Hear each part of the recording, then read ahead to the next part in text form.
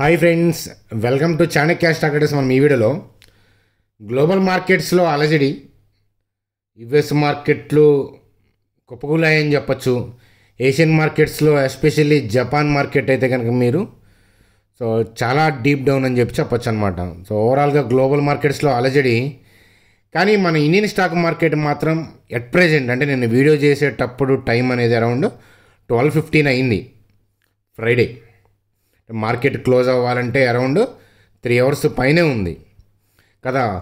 మరి Indian stock మార్కెట్లో భారీ ర్యాలీ వస్తుందా, నిలబడుతుందా? హెచ్డిఎఫ్సి బ్యాంక్ నిఫ్టీకి సపోర్ట్ చేస్తుంది, అలాగే నిఫ్టీ ఘోరంగా పడిపోకుండా కాపాడుతూ ఉంది. దాని గురించి కూడా చూద్దాం. ఓవరాల్గా వచ్చే వారం ఎలాంటి జాగ్రత్తలు తీసుకోవాలి, వచ్చే వారంకి ఇప్పుడు మనం తీసుకోవాల్సిన జాగ్రత్తలు ఏంటి అనేది నిఫ్టీ, బ్యాంక్ నిఫ్టీ చార్ట్స్ ద్వారా ఈ వీడియోలో ఎక్స్ప్లెయిన్ చేయడం అనేది జరుగుతుంది. 1 ఇయర్లో డబుల్ అయిన స్టాక్ ఏంటి, ఫర్దర్గా ఏం జరగబోతుంది అనేది చూద్దాం. అలాగే కళ్యాణ్ జ్యువెలర్స్ దానికి సంబంధించిన Q1 అప్డేటు, జొమాటోకి సంబంధించిన Q1 అప్డేటు, 11% ర్యాలీ అయింది జొమాటో. ఆటో సేల్స్ డేటా ఎలా ఉంది అనేది చూద్దాం. శక్తి పంప్కి సంబంధించిన న్యూస్ ఇన్ఫర్మేషన్ చూద్దాం. ఓవరాల్గా నిఫ్టీ, బ్యాంక్ నిఫ్టీ యొక్క కథాగమనంతో సింపుల్గా వీడియోని ఎండ్ చేద్దాం. చూడండి ఫ్రెండ్స్, వీడియోలోకి వెళ్ళే ముందు మన ఛానల్ వీడియోని లైక్ చేయడం అనేది మన జన్మ హక్కు, కాబట్టి వీడియోని లైక్ చేసి కంటిన్యూ చేద్దాం. చూడండి ఫ్రెండ్స్, ఒక 3-4 వీడియోస్ వెనక్కి వెళ్ళి చూసినా, మీరు అప్కమింగ్ వీడియోస్ చూసినా, కొత్త వాళ్ళకి చెప్తున్నాను, ఆటోమేటిక్గా మన ఛానల్ నచ్చి సబ్స్క్రైబ్ చేస్తారు. ఎందుకంటే మన ఛానల్ని సబ్స్క్రైబ్ చేయమని నేను చెప్పను. ఒక 3-4 వీడియోస్ వెనక్కి వెళ్ళి చూస్తే ఆటోమేటిక్గా నచ్చి సబ్స్క్రైబ్ చేస్తారు. సబ్స్క్రైబ్ చేసేటప్పుడు మాత్రం బెల్ ఐకాన్ క్లిక్ చేయండి. చూడండి ఫ్రెండ్స్, ముందుగా ఏషియన్ మార్కెట్స్ ఎట్లా ఉన్నాయని చూసే ముందు, ఏషియన్ మార్కెట్స్ మొత్తం కూడా రెడ్లోకి వెళ్ళిపోయాయి. ఇంతలా రెడ్లోకి వెళ్ళిపోవడానికి కారణం అయితే కనుక యుఎస్ మార్కెట్లో అలజడి. నాస్డాక్ డిప్ అయింది, S&P డిప్ అయింది, డౌ జోన్స్ డిప్ అయింది. At present Dow Jones futures అంటే డౌ జోన్స్ ఇండెక్స్ ఫ్యూచర్స్ ఉంది కదా, అది లైవే కదా.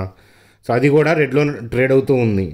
అంటే గ్లోబల్గా సెంటిమెంట్ అయితే నెగిటివ్ అని చెప్పి, అంటే యూఎస్కి సంబంధించిన మ్యానుఫ్యాక్చరింగ్ ఇండెక్స్ నెంబర్స్ అనేవి తక్కువ వచ్చాయి. అది యుఎస్కి సంబంధించిన బ్యాడ్. ఓవరాల్గా చెప్పాలంటే టెంపరీ థింగ్ అనమాట అక్కడ. అక్కడ ప్రాబ్లం అయితే మన చార్ట్ ఎఫెక్ట్ అవుతుందా లేదా అనేది ఒకసారి చార్ట్లోకి వెళ్ళి స్టడీ చేద్దాం పదండి. చూడండి ఫ్రెండ్స్, మనం నిఫ్టీ యొక్క చార్ట్ చూద్దాము అని అంటే ముందు హెచ్డిఎఫ్సి బ్యాంక్ చార్ట్ చూడాలి. నిఫ్టీలో most weighted stock HDFC bank.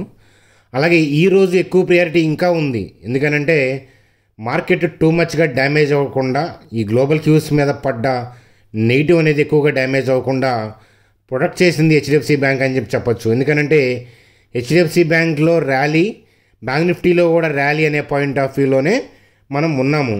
అయితే గ్లోబల్ క్యూస్ తేడా పడ్డాయి, అవి సహజం అనమాట. చూడండి, బ్యాంక్ నిఫ్టీ యొక్క చార్ట్ చూస్తే బ్యాంక్ నిఫ్టీ లోయర్ లెవెల్లో ఓపెన్ అయినా కూడా మంచి స్ట్రెంతే చూపించింది, రైట్. అందుకే నేను మీకు మిరాకిల్ స్టాక్ ట్రేడర్స్లో చెప్పాను, ఓపెనింగ్ వెళ్ళి షార్ట్ సేల్ చేస్తే ఇబ్బంది పడతారు, ఎందుకంటే అప్కి వెళ్ళే అవకాశాలు ఉంటాయి, ఇలాంటప్పుడు ఉంటాయి అన్నమాట. ఎందుకంటే బ్రాడ్ వ్యూ సడన్గా చేంజ్ చేయరు కదా, స్టిల్ ఇంకా బ్రాడ్ వ్యూ ఏం చేంజ్ అవ్వలేదు, అంటే పైకి వెళ్ళాలనే కోరిక అయితే ఇంకా చచ్చిపోలేదన్నమాట. కాబట్టి మనం వెయిట్ చేస్తూ ఉండాలి. 2 to 3:30 మార్కెట్ అబ్జర్వేషన్ అనేది చాలా కీ రోల్ ప్లే చేస్తుంది. అయితే మరి పైకి వస్తుంది కాబట్టి ఎంత పైకి వస్తుంది అనేది మనం ఊహించలేం, అంతలా ర్యాలీ వస్తుందని ఊహించలేం. ఎందుకంటే గ్లోబల్ క్యూస్ చాలా వస్తున్నాయి, 1% డిప్పో కాదు, ఈ కంట్రీ అనేది ఎక్సెప్షన్ ఏమీ లేకుండా మొత్తం కూడా కుప్పకూలినాయి. ఇలాంటప్పుడు ఏంటంటే డేంజర్. అలాగే మార్కెట్ కూడా ఏంటంటే ఓవరాల్గా స్టాక్ మార్కెట్ ఆల్ టైమ్ హైలో ఉంది. మనం నిఫ్టీ చార్ట్ చూసినా, బ్యాంక్ నిఫ్టీ చార్ట్ చూసినా అన్నీ కూడా ఏంటంటే ఆల్ టైమ్ హైలో ఉన్నాయి. ఆల్ టైమ్ హైలో ఉన్నప్పుడు ఏంటంటే ఫర్దర్గా పైకి వెళ్ళచ్చు, కాదంటలేదు నేను. కాకపోతే ఏంటంటే మూమెంట్ అనేది చాలా ఇబ్బందిగా ఉంటుంది, ఒక అడుగు ఇటు, కిందకి వెళ్ళదు, పైకి వెళ్ళదు. అలాగే గ్లోబల్ క్యూస్లో ఉన్న ప్రాబ్లం వల్ల మనం మార్కెట్ యొక్క బ్రాడ్ వ్యూలో ఏదైనా చేంజ్ ఉందా అంటే లేదు. ఇంతలా గ్యాప్ డౌన్ కారణం ఏంటంటే ఆర్బిట్రేజ్ గెయిన్స్. అది గ్లోబల్ క్యూస్ బాగున్నప్పుడు గిఫ్ట్ నిఫ్టీ డిస్కౌంట్లో ఉంటుంది కదా, దానికి తగ్గట్టుగా మార్కెట్ ఓపెన్ అవుతుంది. కానీ కిందకి వెళ్ళాలనే ఇంటెన్షన్ అయితే ఇప్పుడు లేదు. ఎఫ్ఐఎస్ యొక్క యాక్టివిటీ అనేది 2 to 3:30 ఉంటుంది. ఎఫ్ఐఏ యొక్క యాక్టివిటీ నేను అబ్జర్వ్ చేసి 2 to 3:30 మీకు ఏదన్నా ఇక్కడ మార్కెట్లో ట్రెండ్ ఏమైనా డౌన్ సైడ్కి చేంజ్ అయింది అంటే ఇస్తాను, నేను ఇవ్వకపోయినా కూడా వదిలేసేయండి అని చెప్తాను. ఎందుకనంటే వీకెండ్ కాబట్టి ఏదైనా ఉంటే కనుక మండే నుంచి చూసుకుందాం. సో అది ఫ్రెండ్స్ నేను చెప్పేది నిఫ్టీ గురించి. ప్రస్తుతానికైతే కనుక రెసిలెంట్గా ఉంది. గ్యాప్ డౌన్ అయ్యి మీకు నిన్నటి క్లోజింగ్తో కంపేర్ చేస్తే రెడీగా కనిపిస్తూ ఉంటుంది, కానీ సో గ్యాప్ డౌన్ అయ్యి కూడా ఫర్దర్గా ఏంటంటే కిందకి దౌడు చేస్తూ ఉంటుంది స్లోగా అయినా సరే, ఒకవేళ మార్కెట్ కిందకి వెళ్ళాలనే ఉద్దేశం ఉంటే. కానీ అట్ ప్రజెంట్ అయితే లేదు.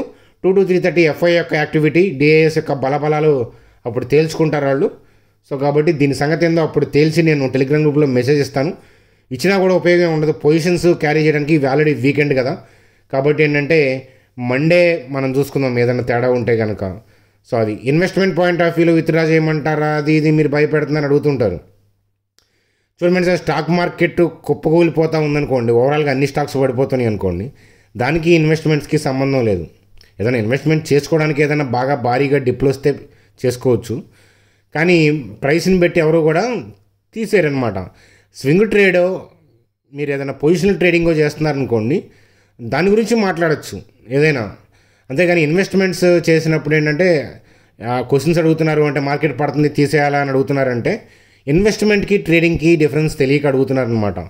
ఫస్ట్ ఇన్వెస్ట్మెంట్కి ట్రేడింగ్కి డిఫరెన్స్ అంటే ఏంటో తెలుసుకోండి, దాని తర్వాత ఇన్వెస్ట్మెంట్స్ స్లోగా స్టార్ట్ చేసి దాని లేటర్ సక్సెస్ అవుతున్నాం అనుకుంటే అప్పుడు ట్రేడింగ్ అనమాట.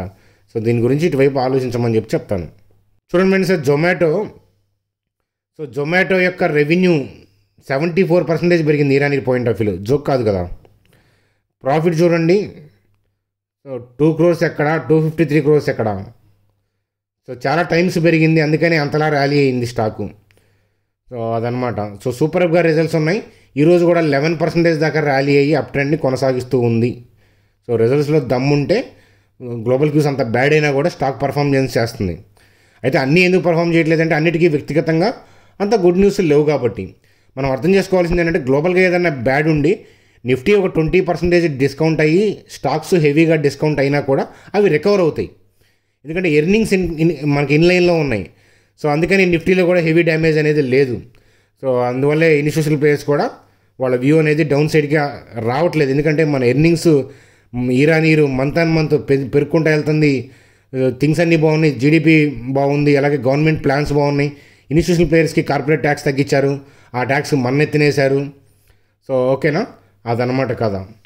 So short term capital gain tax కోసం నేను ఫ్యూ ల్యాక్స్ నేను పే చేయాల్సి వచ్చిందనమాట మొన్న. అర్థమవుతుందా? అది ప్రీవియస్ రూల్స్, ఈ రూల్స్ ప్రకారమే కదా. ఇక నుంచి చేయాలి అని అంటే లాంగ్ టర్మ్ క్యాపిటల్ గెయిన్ ఉందనుకోండి, చూడండి సపోజ్ ఇప్పుడు బాగా ఉంది మార్కెట్లో పీక్స్లో ఉంది, long term capital gain tax మీరు 1.5 lakh వరకు బుక్ చేసుకున్నారనుకోండి ప్రాఫిట్ ఉంటే, దానికి మీరు ట్యాక్స్ పే చేయాల్సిన అవసరం లేదు. దానికన్నా ఎక్కువ ఉంటే కనుక 12.5% పే చేయాలి. షార్ట్ టర్మ్ గెయిన్ ఉంది కదా, దానికి సంబంధించిన ట్యాక్స్ అయితే కనుక అది పే చేయాలి. నేనైతే పే చేశాను. ఎన్ని లక్షలు, ఎన్ని కోట్లు, ఎన్ని వేలు అనేది చెప్పను. సో మీరు అనుకున్నట్టు కోట్లు అయితే కాదు, కానీ ఫ్యూ ల్యాక్స్ అయితే కనుక పే చేశాను అనమాట. ఏది ట్యాక్స్, అదనమాట.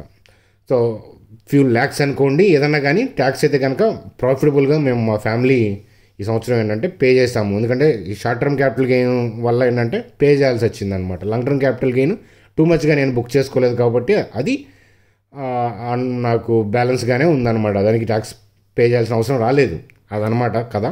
చూడండి ఫ్రెండ్స్, శక్తి పంప్స్కి సంబంధించి ఏంటంటే ఒక ఆర్డర్ వచ్చింది, 558.16 crores ఆర్డరు. దీంతో స్టాక్లో మంచి ర్యాలీ జోష్ కనిపించింది అని చెప్పొచ్చు. చూడండి, ఎస్కార్ట్స్కి సంబంధించి టార్గెట్ ప్రైస్ పెంచారనమాట 2390కి. జేపీ మోర్గాన్ వాళ్ళు పెంచారు, ఎందుకంటే డిమాండ్ ఇంప్రూవ్ అవుతుంది, మార్జిన్ మూమెంటం అనేది కంటిన్యూ అవుతుందని చెప్తున్నారు. మేనేజ్మెంట్ గైడెన్స్ కూడా, ఫైనాన్షియల్ 25కి సంబంధించిన గైడెన్స్ కూడా వెళ్ళటం. సో ఇవన్నీ కూడా ఏంటంటే గవర్నమెంట్ వ్యవసాయానికి అండ్ అగ్రికల్చర్కి అసిస్టెన్స్ ఇవ్వటం, కాబట్టి ట్రాక్టర్ సేల్స్ కూడా గ్రోత్ ఉంటుందన్నమాట. సో అందుకనే పోర్ట్ఫోలియో నేను ఎప్పుడో స్టడీ చేసి నా పోర్ట్ఫోలియోలో స్టడీ చేశాను అనమాట బాగా, ఎస్కార్ట్స్ అండర్ లెవెల్లోనే. మీరు కూడా చాలామంది స్టడీ చేసినట్టున్నారు కదా ఎస్కార్ట్స్, అదనమాట. చూడండి, అలాగే జూలైకి సంబంధించిన ఆటో సేల్స్ డేటా వచ్చినాయి మనకి. ఇరాన్ ఇయర్ పాయింట్ ఆఫ్ వ్యూలో కానీ మంత్